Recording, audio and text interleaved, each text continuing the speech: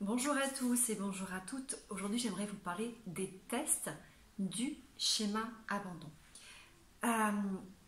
Le schéma abandon a la croyance que l'on va l'abandonner, qu'il ne compte pas et que les relations ne vont pas durer. Et forcément, devant les situations d'amitié, de couple, au travail aussi, mais c'est forcément moins impactant, il va avoir une représentation des situations sous ce filtre et sous cet angle de cette croyance.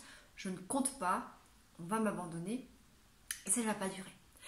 Partant de là, il va mettre en place des tests qui vont être épuisants, bien souvent pour les personnes qui l'entourent. Alors ce sont souvent les personnes les plus proches, là où il y a plus d'affect et où le lien d'attachement va se manifester.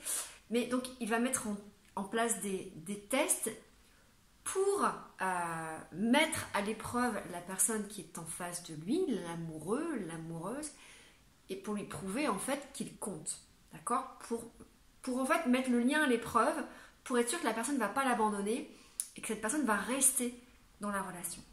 Le problème, c'est qu'à force de tester le lien, de tester la relation, à cause de cette croyance qui dit ça ne durera pas, il va me laisser, je ne compte pas, eh bien, le schéma abandon va arriver à cette forme d'auto-sabotage, puisque la personne, au bout d'un moment, va dire « j'en ai marre, c'est terminé, je suis épuisée, et donc je pars ».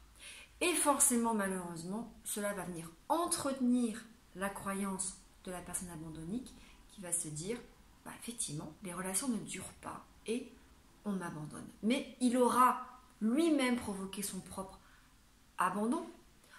Pourquoi ? Parce qu'il a besoin de venir rassurer une peur qui est là, qui est présente, qui est prégnante, qu'on ne va pas l'abandonner et donc de tester le lien. J'ai décidé de faire cette vidéo parce que ce matin j'ai eu effectivement plusieurs personnes et je gère beaucoup la blessure d'abandon. Et ce matin, une jeune femme m'a exposé ce qu'elle faisait et elle me dit mais je suis horrible, je suis méchante, je pousse je vais au bout de ce qui est pire de faire. Je pousse à bout la personne. Je pousse à bout la personne pour voir si elle reste quand même dans la relation. Et ça me permet de voir si effectivement je compte vraiment. Et là, il y a quelques exemples. Par exemple, dans les tests. Et elle-même a conscience, elle me dit, mais c'est de la manipulation.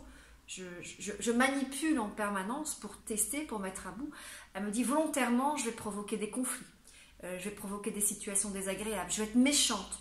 Elle me dit, je vais être extrêmement méchante avec l'autre, même verbalement. Ou alors, je vais partir, je vais plus du tout lui donner de nouvelles, je reste je vais mettre de la distance, une espèce de silence radio, une forme de violence psychologique. Tout ça pour voir si, malgré tout ce qui se passe, malgré le fait que le lien soit mis à l'épreuve, la personne reste dans cette relation et tient à moi.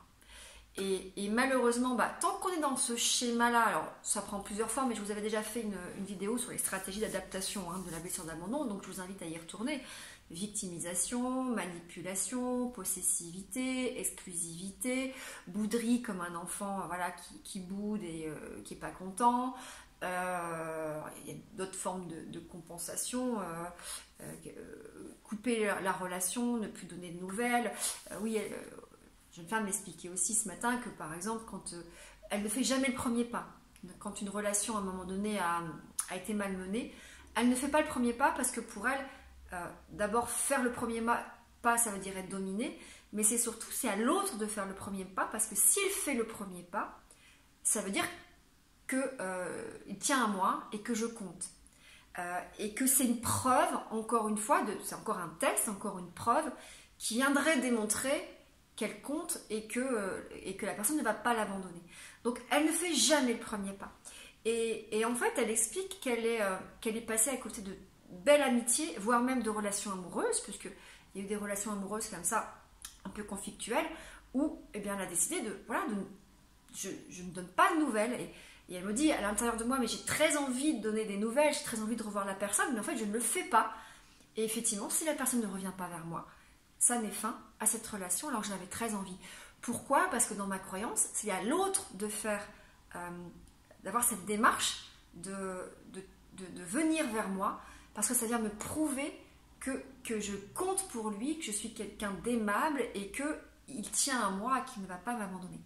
Donc forcément, tous ces comportements sont extrêmement délétères, puisqu'en fait, qu'ils soient dans la reproduction, dans l'évitement ou dans la compensation, hein, dans la reproduction, il y a une forme aussi quand même de fait plaisir, de victimisation, ils viennent entretenir le schéma. La fuite aussi, quand on fuit, on vient entretenir le schéma. Et malheureusement, vous devez, plutôt que d'utiliser ces comportements qui viennent vous rassurer sur le fait que vous êtes aimable et qu'on ne va pas vous abandonner, vous devez apprendre, et ce que j'ai fait avec ces jeunes femmes, ces dames, parce que j'en ai eu plusieurs ce matin, d'exprimer le besoin. À la base, il y a un enfant qui a peur, un enfant de 3-4 ans qui a peur d'être abandonné, avec un besoin qui est « j'ai besoin d'être aimé, je ne veux pas être abandonné ». Et ce besoin, il est exprimé à travers des comportements tests absolument pas adaptés qui vont justement amener l'autre à nous abandonner. Alors qu'il faut apprendre tout simplement à dire « tu me manques, j'ai besoin d'eux, j'ai peur d'eux. Quand tu as fait ça, j'ai eu peur que tu m'abandonnes. Quand tu as dit ça, quand tu me rappelles pas tout de suite, quand tu me dis que tu n'es pas libre, quand tu me dis que tu veux pas me voir maintenant, j'ai en fait pensé que tu voulais plus me voir, j'ai pensé que je ne comptais plus pour toi. » Ce qui bien évidemment est faux. Et souvent l'abandonnique a une vision dichotomique des choses, tout noir, tout blanc, qu'on a analysé à niveau ce matin en cabinet. Si tu as une autre amie que moi, ça veut dire, et que tu passes du temps avec une autre amie que moi, ça veut dire que je ne compte pas. Si tu mets du temps pour répondre à mes messages, ça veut dire que je ne compte pas, ça veut dire que tu ne penses pas à moi. Si tu ne veux pas me voir rapidement, si tu n'es pas disponible et tu ne prends pas rendez-vous avec moi rapidement, que tu mets du temps pour me répondre, ça veut dire que tu ne penses pas à moi, ça veut dire que je ne compte pas et je vais faire la même chose, je vais te faire patienter, je vais pas être sympathique avec toi, je vais être distant avec toi. Donc, il y a vraiment cette vision binaire des choses. C'est tout blanc ou tout noir. Alors qu'en fait, il y a plus de modération et de pondération à avoir dans la croyance. Je peux être occupée et quand même tenir à quelqu'un.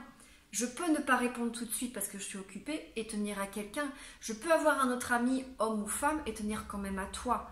D'accord ? Il y a vraiment à retravailler sur cet aspect binaire des choses, tout noir, tout blanc. Et il y a un gros travail à faire sur l'expression des besoins qui doivent être exprimés suffisamment tôt pour ne pas tomber dans tous ces comportements délétères pour l'autre, parce que forcément on malmène l'autre, on n'est plus du tout dans l'empathie, on n'essaie pas de comprendre l'autre pourquoi il agit comme ça, on est très centré sur soi. Moi je ne compte pas, moi je suis pas assez bien, moi on m'abandonne, mais peut-être que l'autre est préoccupé, peut-être que l'autre n'était pas disponible, peut-être que l'autre a envie de passer du temps avec ses amis, donc il n'y a plus d'empathie dans la relation. Et puis en fait, voilà, on vient tout simplement malmener tout ça et provoquer son propre abandon. Voilà, j'espère que cette vidéo vous aura été utile. Donc apprenez à exprimer vos besoins suffisamment tôt dans la relation. Et puis, aussi, et ça je disais ça à la jeune femme ce matin, c'est au moment où l'émotion, et c'est d'identifier, moi ce que j'ai fait en cabinet ce matin, c'est qu'on identifie toutes les situations potentiellement déclencheuses. Souvent c'est les mêmes qui reviennent, un SMS qui arrive en retard, du retard, une autre âme, voilà. Essayez d'identifier toutes les situations déclencheuses. Ensuite, essayez d'identifier tous les comportements inadaptés que vous avez. Et puis à un moment donné, il va falloir, quand une situation déclencheuse arrive, essayer de reconnaître la petite voix qui dit c'est sûr, là je compte pas, il m'abandonne, pour qui il me prend. Laisser l'émotion s'exprimer et la court-circuiter suffisamment tôt pour ne pas tomber dans le comportement délétère de victimisation, de possessivité. Comment on fait pour court-circuiter l'émotion ? Allez voir les quelques vidéos sur YouTube, sur le type, mais en gros, voilà, tout de suite, je vais m'occuper, je vais passer à autre chose, j'appelle un ami, je vais faire du sport. L'idée n'est de ne pas être dans mes ruminations, dans mes pensées qui vont forcément encore plus développer l'émotion et puis entretenir la croyance. Et puis forcément, j'essaie vraiment de travailler sur mes comportements, de ne pas tomber dans les comportements que j'ai identifiés avec mon thérapeute ou que j'ai identifiés moi-même, et avoir des comportements plus d'assertivité, d'expression de mes besoins, de mes peurs, de mes envies. D'accord ? Prenez soin de vous, à très bientôt.